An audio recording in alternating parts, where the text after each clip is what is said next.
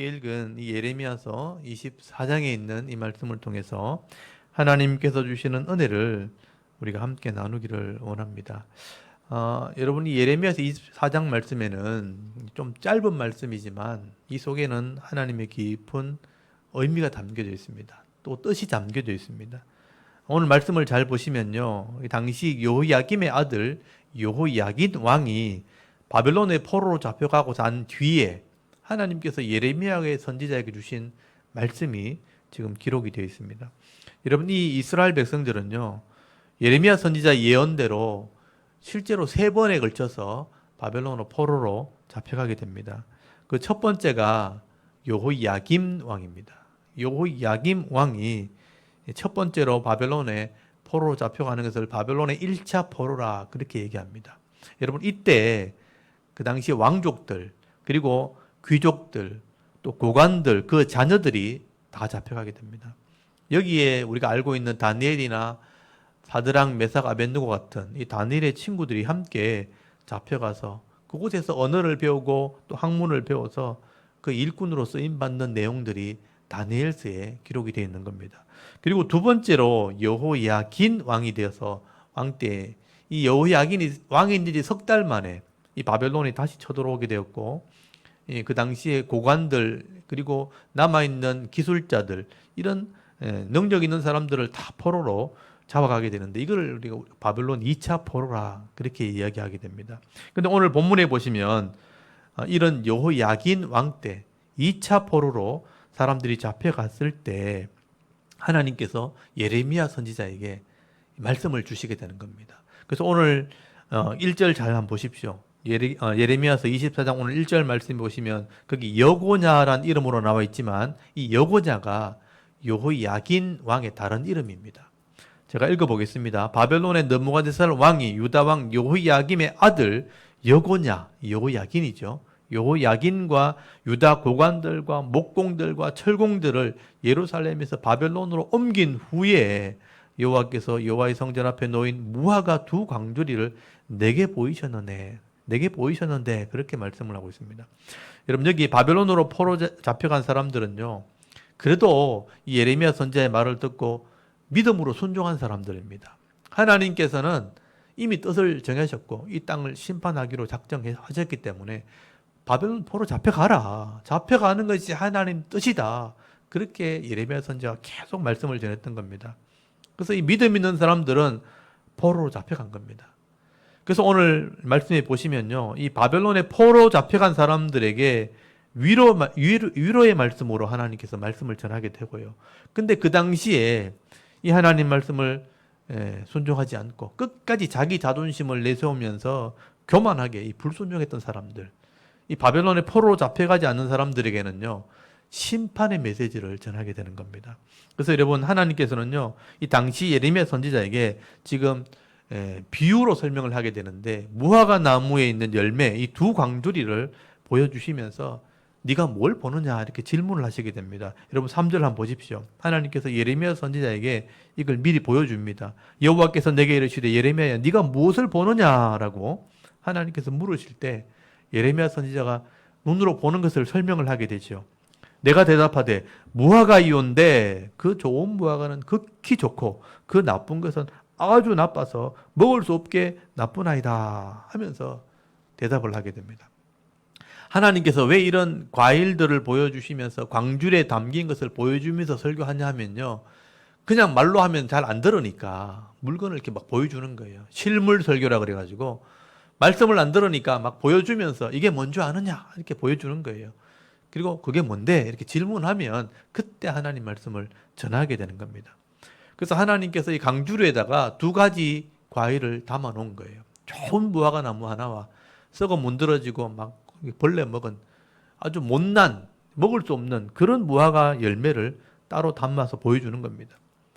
그래서 이 무화과 열매를 보여주는 이유는 뭐냐면 이 땅에 2 종류의 사람들이 있다 하는 것을 설명을 하게 되는 거예요. 그래서 먼저 하나님께서는요, 자기 기업과 그 당시에 자기 집이나 이런 모든 삶의 터전을 버려두고 바벨론을 포로 잡혀가서 이 말씀에 순종한 사람들, 그러니까 하나님의 뜻을 따라 순종했던 이 포로되어 사람들에게 위로의 말씀을 먼저 주시게 됩니다. 여러분, 그 당시에 이 포로되어 잡혀가는 것은 참 쉬운 결정이 아니었습니다. 여러분, 우리나라도 이 적들에게 치범을 당했을 때 몇 번이나 위협을 당한 적이 있죠. 나라를, 국권을 잃어버린 적도 있고, 아니면 왕들이 포로되어 잡힌 적도 있고, 막 그렇게 위험을 당했을 때 항복한다 하는 것은 굉장히 부끄러운 일입니다.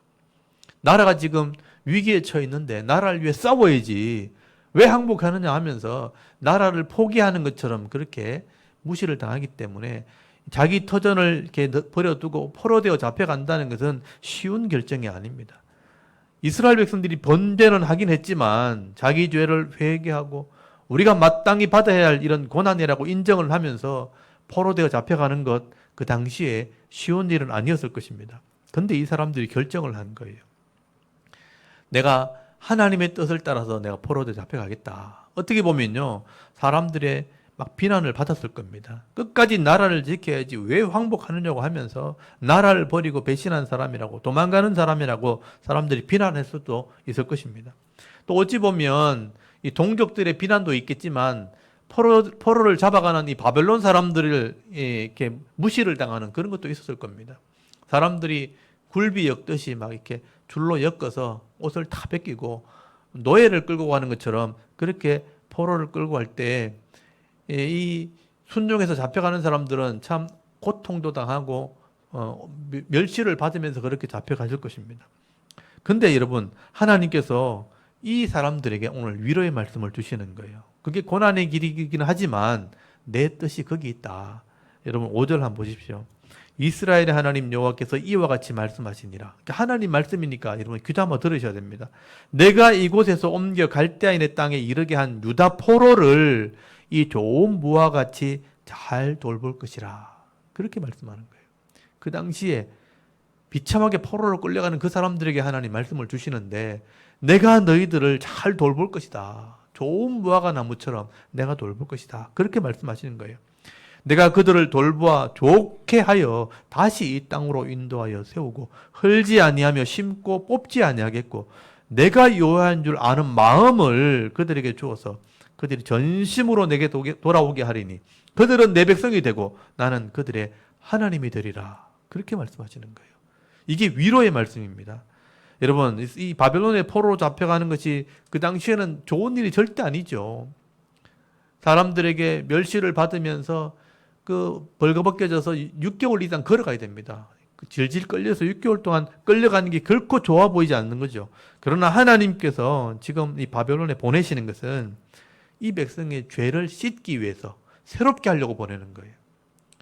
그래서 이 백성을 내가 없애려고 하는 것이 아니고 다시 새롭게 해서 이 백성을 다시 세우려고 하는 거다. 이게 내 뜻이다. 그래서 그 말씀을 따라서 고난의 길을 선택한 사람들이 그 당시 포로였습니다.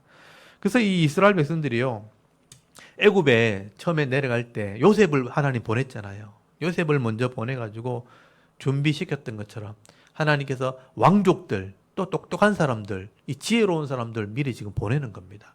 그래서 다니엘 같은, 사드락 메삭 아벳느고 같은 이런 말씀에 훈련된 사람, 똑똑한 사람을 지금 1차 포로에 보내가지고 미리 지금 선발대로 보내는 거예요.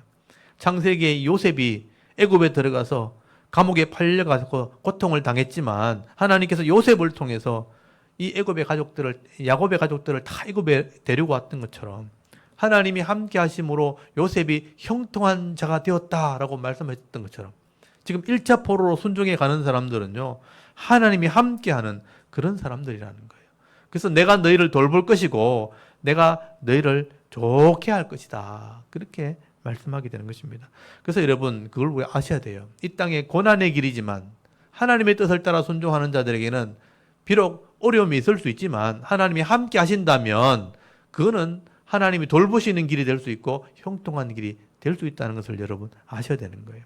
그리고 여러분 7절 한번 보십시오. 내가 여호와인 줄 아는 마음, 그러니까 믿음의 마음이죠. 이런 마음을 그들에게 주어서 전심으로 내가 돌아오게 할 것이다. 소망의 말씀을 주신 거지요. 그리고 그들은 내 백성이 되고 나는 그들의 하나님이 되리라. 결국 말씀을 순종하는 이 포로된 사람들은 하나님 백성들인 겁니다. 내가 그들에게 하나님이 되고 그들은 내 백성이 되게 할 것이다 라고 말씀하는 거예요. 여러분, 우리는 이 겉모습만 보면 포로되어가는 모습이고 환경만 보면 그 좋은 환경이 아니죠. 나쁘게 생각할 수 있죠. 그렇지만 하나님께서 함께 하신다면, 하나님이 우리와 동행하신다면 그것은 좋은 것이 되는 것이죠. 하나님의 뜻을 따라 살아가는 것은 어떻게 보면 형통한 자의 길이 될 수 있고 그게 복이 될 수 있다는 것입니다. 그래서 여러분, 다윗은요, 인생을 살아갈 때 비록 고난의 길이라도 하나님이 함께 하신다면 내가 그 길을 선택할 거다. 내가 악인의 장막에 가가지고 호화롭게 첫날 지내는 것보다 내가 하나님의 집에 문지기로 사는 것이 하루 동안 살아도 그게 더 낫다. 그렇게 고백을 했던 거예요. 악인의 장막에서 첫날 사는 것보다 하나님의 집에 문지기로 하루 사는 게 더 행복하다. 그게 다윗의 고백이었다는 겁니다. 여러분, 오늘 저와 여러분도 지금 우리가 살아가고 있는 이 삶의 모습이 하나님 말씀에 순종하는 삶이라면, 지금 우리가 걸어가는 인생길이 하나님과 동행하는 삶이라면 하나님께서 우리를 돌보시는 삶이고요, 또 하나님께서 우리를 좋게 하는 인생이라는 것을 여러분 믿을 수 있기를 바랍니다. 오늘 저와 여러분의 삶도 정말 지극히 좋은 무화과 열매 같은 이런 아름다운 그런 삶을 살아가는 은혜가 있기를 바랍니다. 그리고 두 번째로, 이 극히 나쁜 무화과 나무 열매는 그건 뭐냐? 이 당시에 나라를 지키겠다고 이 하나님 말씀을 불순종하면서 끝까지 고집을 부리고 예루살렘에 남아 있었던 사람들, 이 불순종한 사람을 주시는 이 책망의 말씀이 바로 이 나쁜 무화과 나무입니다. 사실 바벨론의 포로로 잡혀간 사람들은 소수에 불과해요. 대부분의 사람들은 자기 땅, 자기 기업, 자기 집을 지키기 위해서 그 당시 예루살렘에 남아 있었습니다. 겉으로는 나라를 지킨다는 명분이 있었고요, 또 하나님의 성전이 여기 있는데 우리가 어떻게 떠나냐 그러면서 신앙의 명분도 가지고 있었습니다. 그러나 그들은 그 당시에 하나님 말씀에 귀를 기울이지 않았다는 거예요. 그래서 하나님께서는요, 그들을 아무 쓸데없고 먹을 수도 없는 극히 나쁜 무화과 나무와 같다, 그렇게 비유하시면서 말씀을 하신 겁니다. 쓸데없고 먹을 수 없으니까 하나님께서 버릴 수밖에 없다, 내가 심판하겠다라고 말씀하신 거예요. 여러분, 8절 말씀을 한번 잘 보십시오. 8절에 보시면요, 여호와께서 이와 같이 말씀하시니라. 내가 유다의 왕 시드기야와 그 고관들과 예루살렘의 남은 자로서 이 땅에 남아있는 자와 애굽 땅에 사는 자들은 나빠서 먹을 수 없는 이 나쁜 무화과 같이 버리되 세상 모든 나라 가운데 흩어서 그들에게 환난을 당하게 할 것이며, 또 그들에게 내가 쫓아낼 모든 곳에서 부끄러움을 당하게 하며 말거리가 되게 하며 조롱과 저주를 받게 할 것이며, 내가 칼과 기근과 전염병을 그들 가운데 보내 그들이 내가 그들과 그들의 조상들에게 준 땅에서 멸절하기까지 이르게 하리라 하시니라. 여러분이 무서운 말씀이 기록된 거예요. 겉으로 보기에는 내가 나라를 지키겠다, 내 이 땅을 지키겠다, 명분을 가지고 내가 성전을 지키겠다, 그렇게 막 말로는 좋은 말로 했지만 그 당시 하나님 말씀을 불순종한 겁니다. 그래서 여기는 시드기야 왕이 포함되어 있어요. 시드기야 왕과 고관들, 정치인들, 그리고 예루살렘에 나름대로 내가 기업을 가지고 있다 하는 부자들, 이런 사람이 다 남아가지고요, 그 땅을 지키겠다고 한 거예요. 근데 하나님께서 보실 때는요, 이 불순종한 사람들이에요. 내가 그들을 흩어버리고 부끄러움을 당하게 하고 조롱과 저주거리가 되게 하겠다. 그리고 칼과 기근과 전염병으로 내가 그들을 멸절시켜 버리겠다는 건요, 완전히 없애버리겠다, 그렇게 말씀하신 것입니다. 그러니까 예루살렘에 남아 있었던 자들은 겉으로 보기에는 굉장히 화려한 사람들인데 알고 보면요, 하나님 보실 때는 나쁜 무화과 나무예요. 쓸데없는, 먹을 수도 없고 쓸데도 없는 그런 무화과 나무 열매 같다, 그렇게 말씀하신 거죠. 여기에 자세히 나와 있지 않지만요, 이 시드기야 왕과 이런 고관들, 또 예레미야 23장에서 지난주에 말씀을 나눴는데요, 거기 보면 거짓 선지자들이 나옵니다. 이런 거짓 선지자들이요, 하나님 말씀을 무시하고 그 땅에 남아서 우상에게 막 절을 하고요, 또 이방 신들에게 기도하면서 뭐라 그랬냐면 이게 평안이다, 그들이 평강을 준다 그러면서 하나님의 말씀을 듣지 않았습니다. 그래서 많은 사람들이요, 이 거짓 선지자의 말을 듣고, 또 왕이 또 거기 가니까 왕이나 권력자들, 또 돈 있는 사람들, 이런 사람들이 막 거기 따라가니까 이런 사람들을 말을 따라서, 그러니까 주위 환경이나 또 주위의 배경이나 흐름을 따라서, 세상의 이 흐름을 따라서 간 거예요. 그래서 겉으로 보기에 힘이 있고 명분이 있어 보였다는 거예요. 그러나 하나님 말씀에는요, 맞지 않는 명분이었다는 겁니다. 하나님 말씀에 맞지 않는 우상에 대한 그런 믿음, 잘못된 신앙을 가지고 있었다는 거예요. 그래서 하나님께서 그 남아있는 자들은요, 내가 다 흩어버리겠다는 거예요. 나라마다 다 흩어버리고, 또 수치와 부끄러움, 조롱과 저주를 받게 될 것이고, 칼과 기근과 전염병으로 내가 치기는 하는데 멸절시켜 버렸다는, 완전히 없애버리겠다는 뜻입니다. 완전히 없애버리겠다. 그렇게 심판의 말씀을 주시는 거예요. 여러분, 우리가 분명히 알아야 될 것은요, 그 시대에 하나님의 뜻이 무엇인지를 분별할 수 있는 그런 지혜와 믿음이 있어야 된다는 겁니다. 여러분, 성도라면 시대의 흐름을 따라가는 게 아니고요, 하나님의 뜻이 무엇인지를 분별할 수 있는 믿음의 눈을 가지고 있어야 되는 겁니다. 하나님의 뜻을 분별하지 못하고 하나님 말씀을 순종하지 않게 되면요, 결국은 욕심을 따라가게 되고 죄의 길을 따라가다가 결국은 망하게 되는 것입니다. 여러분, 성경의 역사를 보면요, 그렇게 해서 망한 사람들이 많이 기록이 되어 있습니다. 여러분, 엘리 대사장 아시죠? 엘리 대사장, 하나님의 부름받은 제사장이지만요, 자식이 범죄하고 예배를 멸시하고 엄행을 행하는데 책망하지 않습니다. 그 당시에 그냥 흐름을 따라가는 거예요. 내가 제사장인데 내 아들이 죄를 지어도 묵인해 버리는 거예요. 하나님이 사자를 보내가지고 너가 죄를 지었다, 하나님보다 자식을 왜 중하게 여기느냐고 막 책망을 하는데도요, 그 하나님 말씀 듣지 않았습니다. 결국 하나님 말씀을 순종하지 않게 될 때 하나님을 멸시하다가 결국은 엘리와 이 엘리 제사장의 집안은 심판을 받게 됩니다. 두 아들은 전쟁터에 나가 죽고, 엘리는 그 소식을 듣고 일어나다가 의자에서 넘어져서 목이 부러져 죽고, 며느리들은 자식을 낳다가 그 자리에서 죽임을 당하게 됩니다. 그래서 이가 보시라, 우리 집에 하나님의 영광이 떠났다. 나를 존중히 여기는 자에는 내가 존중히 여길 것이고 나를 멸시하는 자는 내가 경멸히 여기라. 그 말씀을 듣고도 순종하지 않던 엘리 제사장은요, 결국은 심판을 받은 겁니다. 그 집안이 망한 거예요. 여러분, 사울 왕도 마찬가지입니다. 하나님이 겸손해서 그를 불렀지만, 왕으로 세웠지만 하나님 말씀을 버리고 순종하지 않게 될 때 결국은 이 사울 왕도 버림을 받게 됩니다. 하나님의 뜻을 물어보지 않고 신접한 자, 무당을 찾아가기도 하고요, 하나님 말씀대로 순종하지 않고 자기가 이 제사장이 드릴 번제를 막 드리다가 불순종하게 될 때 수없는 경고를 들었지만 하나님의 뜻을 분별하지 못하고 따라하지 못하게 될 때, 순종하지 못하게 될 때 결국은요, 자기 집안과 함께 멸망을 받게 되는 겁니다.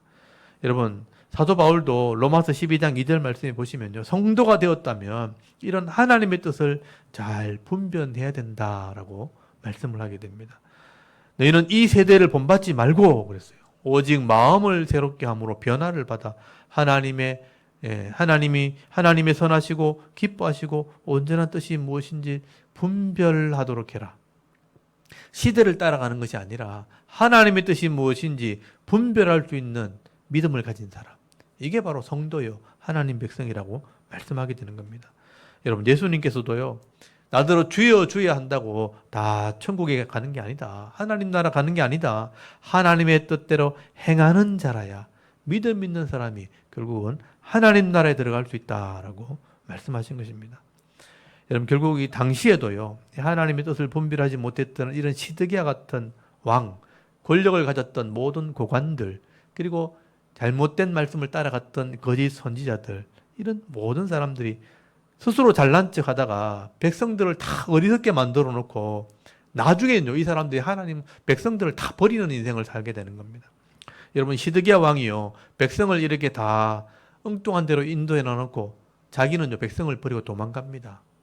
시드기야 왕이요, 예루살렘 성이 3년 동안 포위가 되었을 때 결국은 항복을 하고 구멍으로 도망을 가다가 바벨론 왕에게 붙잡히게 됩니다.